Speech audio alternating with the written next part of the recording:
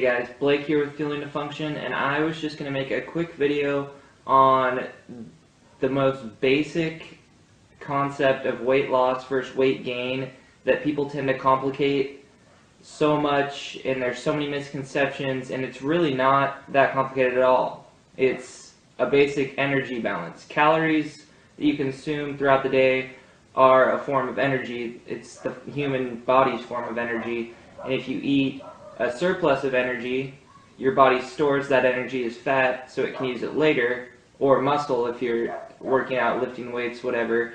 And if you consume less energy than your body needs, then it resorts to itself for energy. So in order to lose or gain weight, you need to either be in a caloric surplus or a caloric deficit, preferably within 500 calories of your maintenance. But you need to understand that you can choose one direction or the other. A lot of people say, I'm trying to lose fat and build muscle, and that's great, and it's good to work out and lift weights to preserve muscle when you're losing fat, but unless you're a complete beginner, you either have to choose one direction or the other. Within maybe your first month or 2 months of lifting weights, you're going to be activating new motor units, and your muscles are going to experience what I think is atrophy, where when you first start lifting weights, they swell up a little bit, so it's going to appear that your muscles have gotten bigger and maybe you've shed a little bit of body fat, but really you're just filling out and your body appears to be leaning out as you gain muscle. The gym I work at uses an analogy on a poster. If you're in somewhere in the middle of the United States, say you're in Wyoming, and then fat loss is Oregon and muscle gain is New York, you can't go to both at the same time. You have to choose one direction or the other.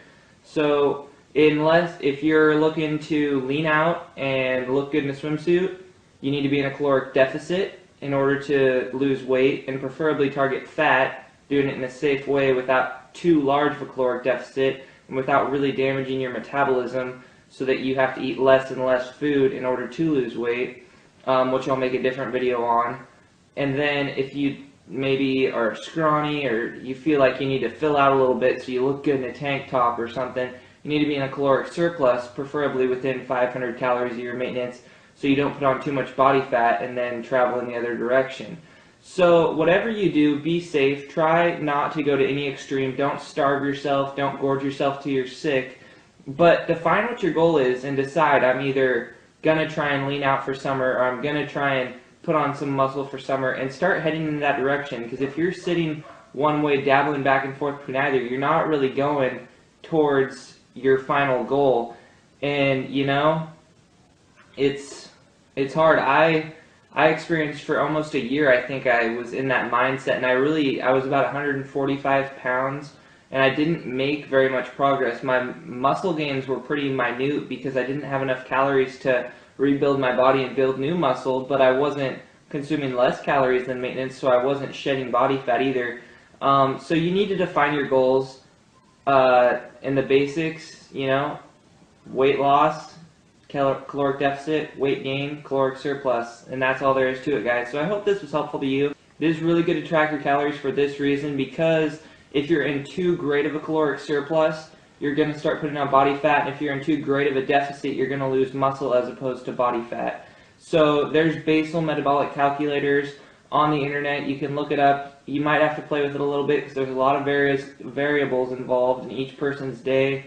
And just figure out about how many calories you need to be consuming. Try and hit that on point. Consume a good amount of protein. Consume healthy fats. Eat good healthy carbs like fruits and vegetables and whole grains.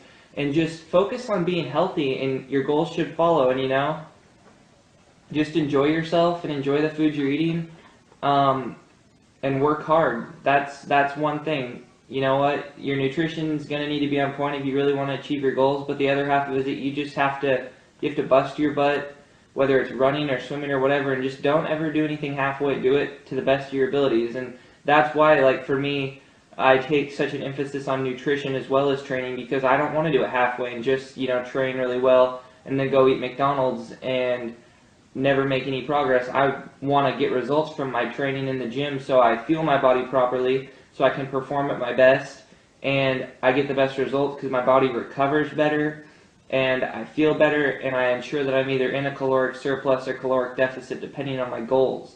So define your goals, guys, and start making progress today. Don't sit there dabbling back and forth on what you're going to do.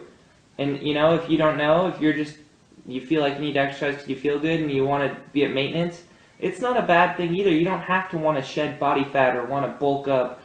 You can just eat at maintenance for overall health too. And, you know, if you're losing weight or gaining weight, that's not bad for your health per se.